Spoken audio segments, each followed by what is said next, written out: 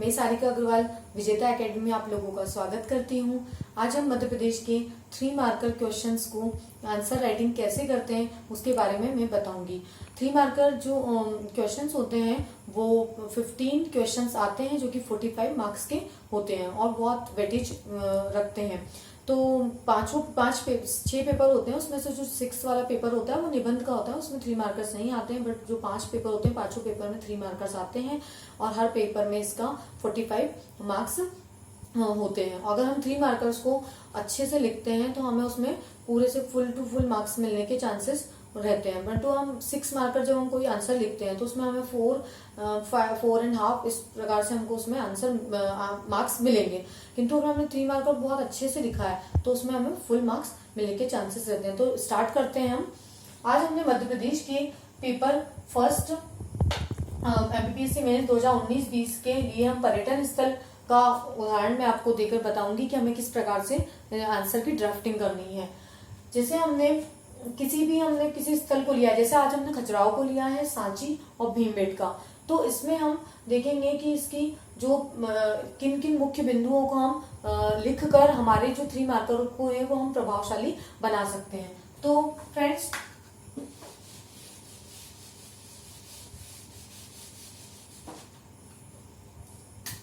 सर्वप्रथम इनके लिए मैं बता रही हूं अभी स्थिति। पहले हम बता देंगे कि कहाँ स्थित है, फिर निर्माणकर्ता,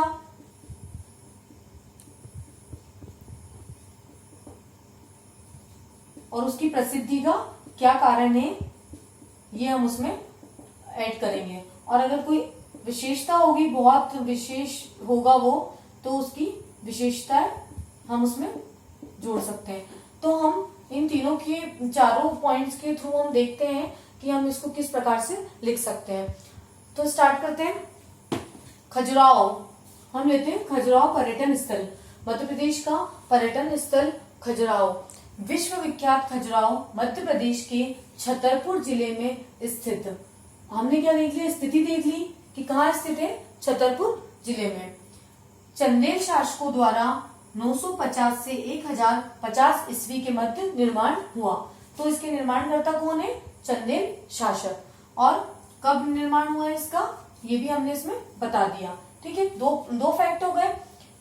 यहाँ अपने मंदिरों के लिए प्रसिद्ध शिल्प कला का अद्वितीय उदाहरण है ना। तो प्रसिद्धि किस लिए है इसकी, तो प्रसिद्धि जो है वो शिल्प कला का अद्वितीय उदाहरण है, इसलिए ये प्रसिद्ध है।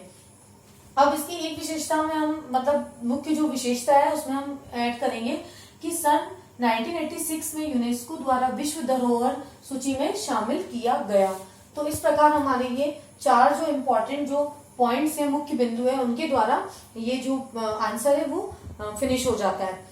तो इस प्रकार से हमें इसकी ड्राफ्टिंग करनी है। अब जो बच्चे प्री के हैं उन लोगों के लिए भी ये इसमें से क्वेश्चंस बनते हैं कि खजुराहो मंदिरों को खजुराहो जो विश्व प्रसिद्ध स्थल खजुराहो है उसका निर्माण किस शासकों द्वारा किया गया, तो चंदेल राजाओं द्वारा उसका निर्माण किया गया। कब किया गया, तो 950 से 1050 ईस्वी के मध्य निर्माण हुआ। तो इस प्रकार से इसमें ऑब्जेक्टिव्स भी हम निकाल सकते हैं। कहाँ स्थित है, छतरपुर जिले में स्थित है। ठीक, खजुराहो हो गया। देन सांची मध्य प्रदेश के रायसेन जिले में स्थित है। कहाँ स्थित है, रायसेन जिले में। स्थिति कहाँ हो गई, रायसेन में स्थित है। विश्व प्रसिद्ध कैसा बौद्ध धर्म स्थल है। निर्माण किसने करवाया, अशोक ने करवाया। और कब करवाया, 3वीं शताब्दी ईसा पूर्व में इसका निर्माण हुआ है। ठीक है, और इसे 1989 में यूनेस्को द्वारा विश्व धरोहर सूची में शामिल किया गया। ठीक, तो ये 3-4 जो मुख्य बिंदु हैं उनको हमें 3-4 बिंदुओं को हमें इसमें जोड़ना है। हम आते हैं भीमबेटका की गुफाएं जो है वो रायसेन जिले में स्थित है। तो मध्य प्रदेश के रायसेन जिले में स्थित ये गुफाएं कहाँ पर स्थित है, रायसेन जिले में। किन पर्वत श्रृंखलाओं से घिरी है, विंध्य पर्वत श्रृंखलाओं से घिरी हुई है। भारत की प्राचीनतम शैल चित्रों को प्रदर्शित करती है। ठीक है, तो ये किस लिए प्रसिद्ध है, शैल चित्रों को प्रदर्शित करती है, इसलिए ये प्रसिद्ध है। जिसकी खोज किसने की थी, डॉक्टर विष्णु श्रीधर वाकणकर द्वारा। इसकी खोजकर्ता कौन थे, डॉक्टर विष्णु श्रीधर वाकणकर। और इसे कब शामिल किया गया है यूनेस्को द्वारा विश्व धरोहर सूची में, तो 2003 में इसे विश्व धरोहर सूची में शामिल किया गया है।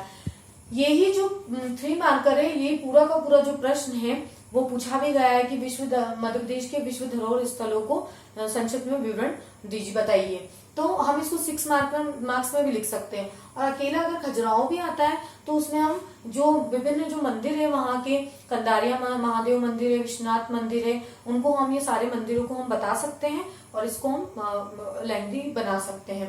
ठीक है, तो इस प्रकार से आंसर की ड्राफ्टिंग करनी है। अगर हम इसकी जगह कोई और दूसरा टॉपिक होता तो उसमें हम देखते हैं कि उसमें हम 4 मुख्य बिंदु क्या ले सकते हैं, 3 से 4, मतलब वहां हमको 2 से 3 लाइन में हमको वहाँ आंसर लिखना रहेगा। हम वहाँ ज्यादा लाइन्स में हम आंसर नहीं लिख सकते हैं, क्योंकि जो कॉपी रहती है बस एक ही रहती है और उसमें फिक्स जो रहते हैं शब्द सीमा जो रहती है वो शब्द सीमा फिक्स्ड रहती है, इसलिए हमें ज्यादा नहीं लिखना है। बस मुख्य मुख्य बिंदुओं को इसमें ऐड करना है ताकि हमारा जो 3 मार्कर जो आंसर है वो बहुत प्रभावशाली बन सके।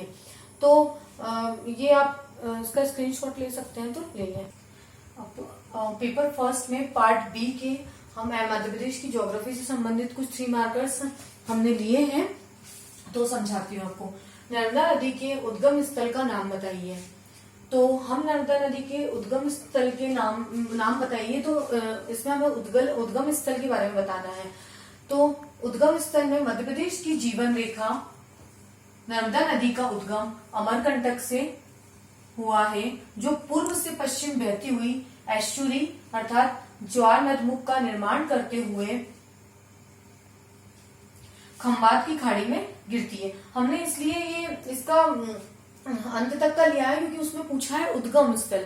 तो अगर उद्गम पूछ रहा है तो हमें ये भी देखना है कि उद्गम जब हुआ है और जहां अंत में वो जाके गिरती है उसके बीच की उसकी विशेषता क्या है। तो उसके बीच की विशेषता है कि ये एस्चुरी बनाती है, डेल्टा ना बनाती है बल्कि एस्चुरी बनाती है, मतलब ज्वार नदमुख का निर्माण करती है। और प्रदेश की सबसे बड़ी 1077 किलोमीटर एवं देश की 5वीं बड़ी नदी है। ऐसे तो ये देश में 1012-13 किलोमीटर प्रभावित होती है, 13-12 किलोमीटर प्रभावित होती है नर्मदा टोटल, बट हमने यहाँ लिया है मध्य प्रदेश में जो प्रभावित होती है जो नदी, उसकी जो किलोमीटर है, लंबाई है वो 1077 किलोमीटर, इसलिए हमने प्रदेश की सबसे बड़ी एवं देश की 5वीं बड़ी नदी है।